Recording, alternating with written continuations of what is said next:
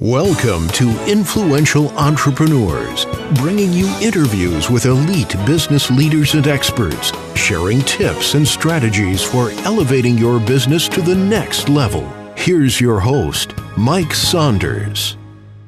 Well, hello and welcome to this episode of Influential Entrepreneurs. This is Mike Saunders, the Authority Positioning Coach.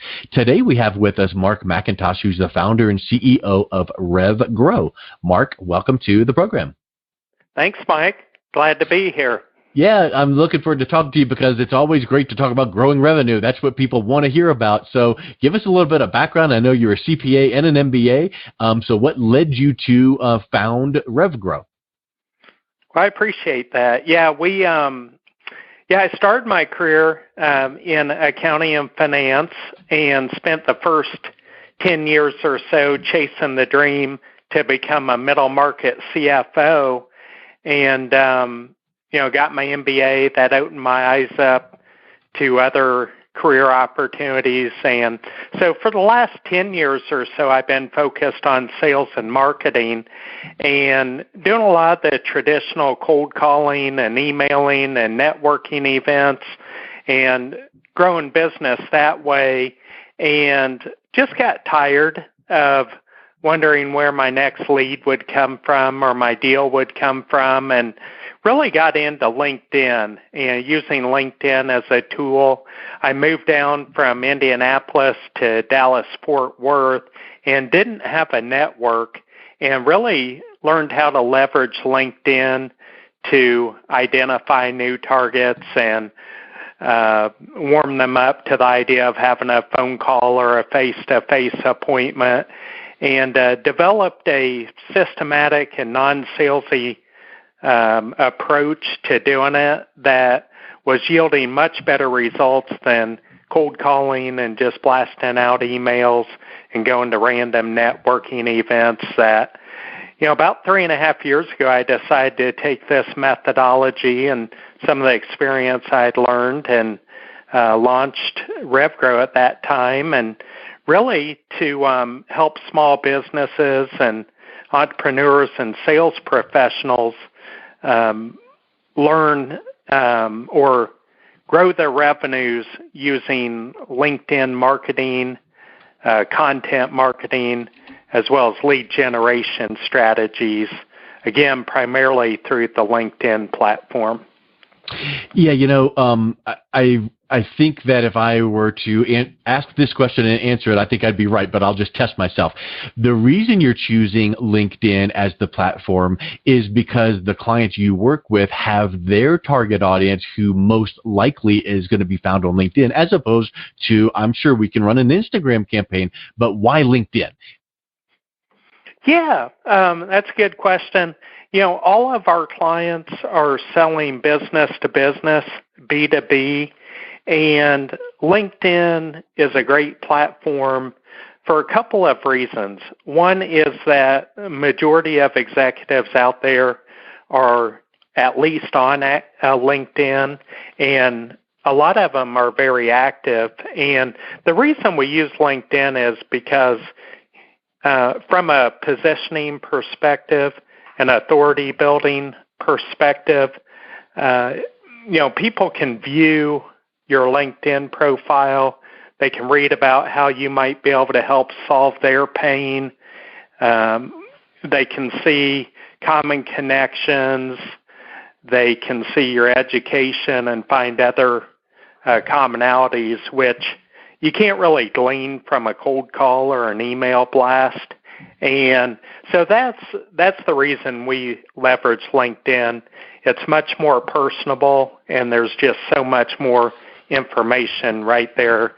Well, and you know what you're not going to find on LinkedIn? What I had for breakfast this morning. Well, and we'll go on to Instagram or Twitter.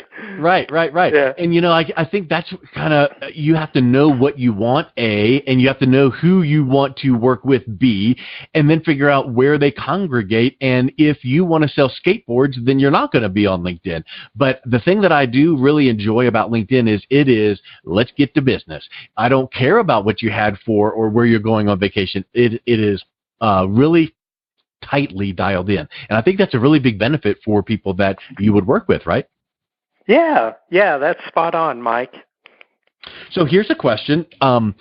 Do you feel like, because over the last, I don't know, I'm going to use the word recently, but that could be 1 to 2 years.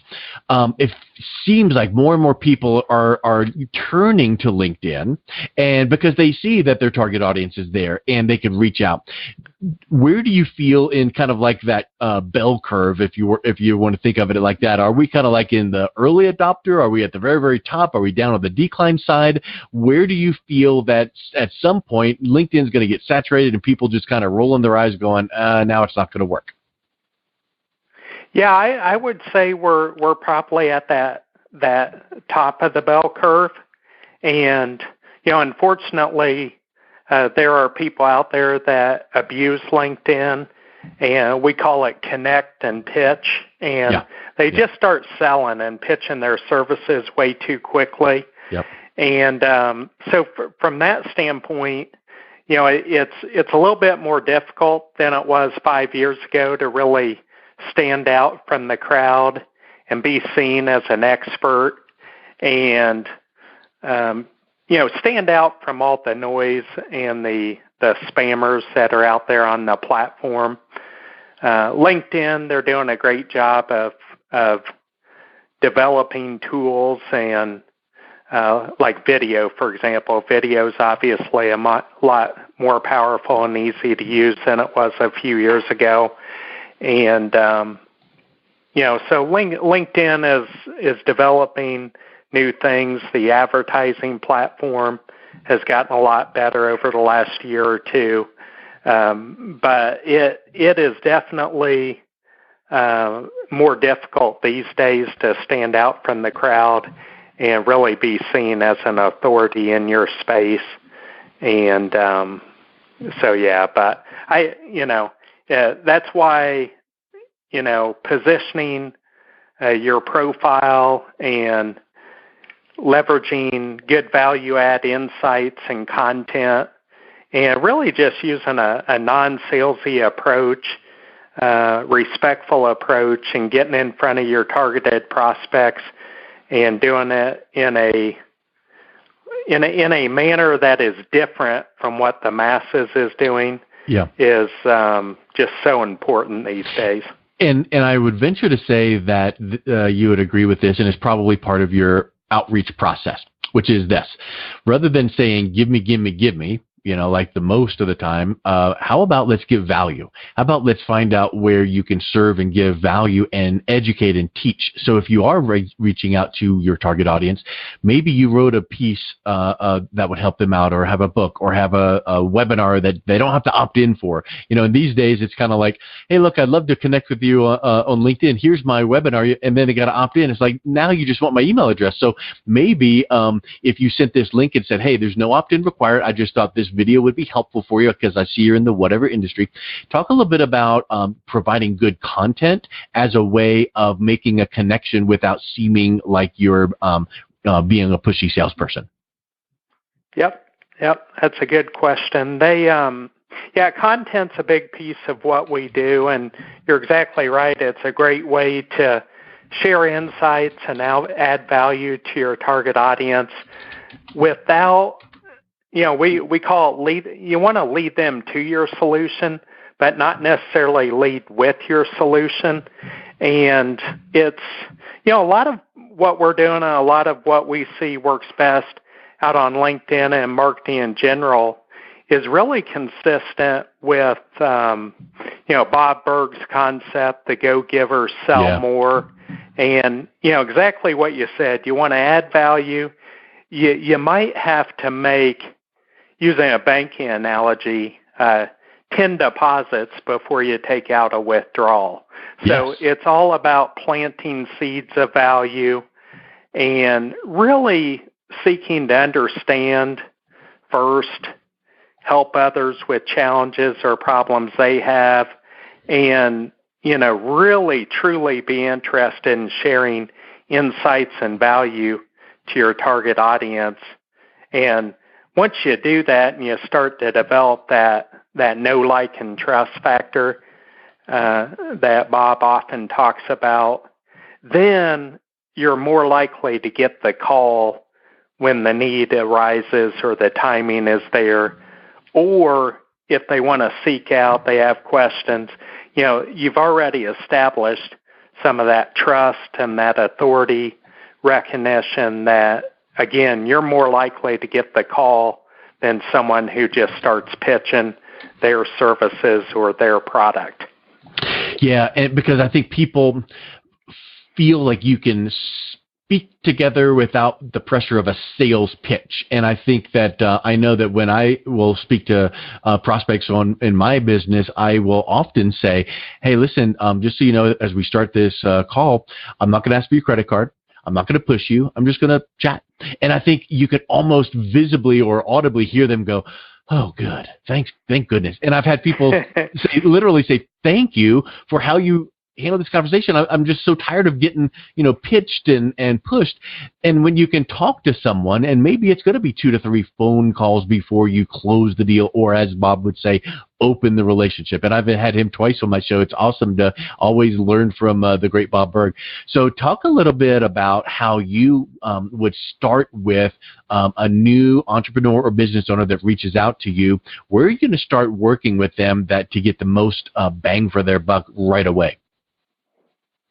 Yeah, what we do is we want to get a good understanding of our client's business. We want to know who their target audience is, specifically, and then once we understand their business and who their target audience is and how they help them solve their problems or pain, then what we do is we look to create a client-facing LinkedIn profile and presence. So instead of having a profile that reads like a resume, we want it to read more like a landing page, and not a resume, not a cheesy sales pitch, but really in the profile, speak to the customer's pain and make it very clear to how you help them achieve their goals, and highlight,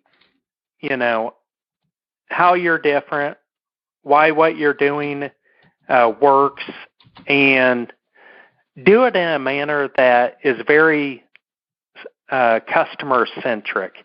Yeah. And will draw them in and lead to your solution. And so we spend a lot of time on positioning and optimizing the profile. And then instead of, using a shotgun approach, we like to use more of a rifle approach and make sure that we're targeting and seeking out prospects that are most likely to be a fit for your service or product. And so we look at industry, we look at geography, we look at size of company, decision makers within those, but also some other characteristics, but really just get real familiar with the customer avatar so we can target and make sure that when we reach out on LinkedIn, we're targeting the right types of companies and the decision makers within those companies. And then from there, what we do is develop a content and messaging strategy that will help establish that know, like, and trust, build our client up as the authority and thought leader in their space, and then through messaging and content, we use a very non-salesy approach to add value and share insights and hopefully develop that trust factor we had talked about. So when it does come time to have a conversation or to ask for the appointment, they're more likely to say yes than if we were to just start pitching right away. Yes. Yeah, that's a really, really good point. And it starts with, like you said, that really succinct profile, because you have to be able to tell your story really, really clearly. In fact, it reminds me of a book. Have you read Building a Story Brand by Donald Miller? Yes. So yes. if you can very similar. Yes. Yeah, you got to do that. And fortunately, LinkedIn limits how much you can put in certain fields, and that's a good thing, because it's like the more they allow you, the more you can put in there, and then it just is a confusion point. So yeah, having some nice succinct points that reach out to your prospect. Think about advertising on everyone's favorite radio station, WIIFM. What's in it for me? So that prospect reading your profile, what's in it for them to even read to the next section? And what piece of content can you give? And so all of that, it just really is a powerful strategy. And I know this is a question that comes up frequently, but what do you answer people that say, that sounds awesome? How long till it starts working? Yeah, that's a good question. For our clients, we generate leads and appointments and traction during the first month. And the way we do that is, so many of us have a lot of gold already in our network that we just haven't tapped into or leveraged like we should have.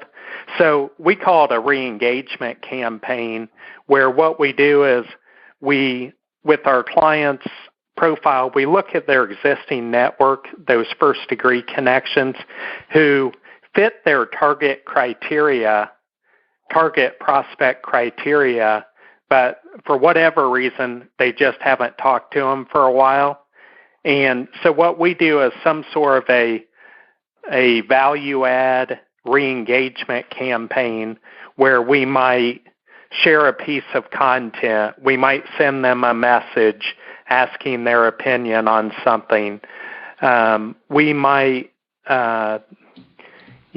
simply just send a message saying, hey, it's been a while since we've talked.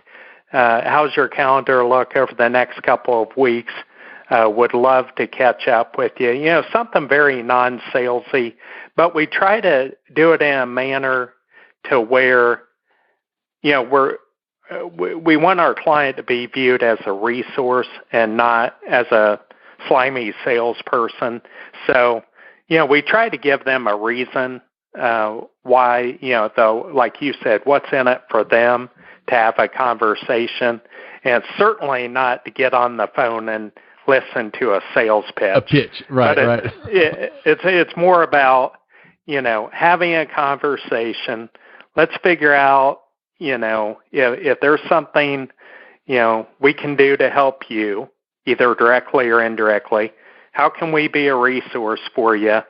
And do it in a manner that is very respectful and genuine, not selling them. Yep. And it's kind of like the old saying that a dog can smell the fear in you. Well, I think that a prospect can smell the commission breath on you, and even though you might say it's not, it's a veiled sales call. So I think that's a really neat approach that you take. I really like everything that you're putting together. So if someone is listening to this thinking, I wonder if maybe this could help me, what would you say is the best way to reach out to you and find out more, Mark? Yeah, the best way is just schedule a 15-minute call. I've set up a link, schedule a call with Mark, MARK.com. So schedule a call with Mark.com is the best way to get on my calendar. And, I'd welcome anybody. Let's have a 15-minute discussion. Again, just to, explore. Learn more about you and your business, and see if there's some ideas or some strategies that we might be able to, share with you and maybe implement with you. If we work together, great. If not, that's okay too. So, I'm sure we'll be able to find some ways to add value on that call. Excellent. Well, Mark, thank you so much for your time. It was wonderful talking with you today. Yeah, you're welcome. Thank you, Mike. I really appreciate it. You've been listening to Influential Entrepreneurs with Mike Saunders. To learn more about the resources mentioned on today's show or listen to past episodes, visit www.influentialentrepreneurssradio.com.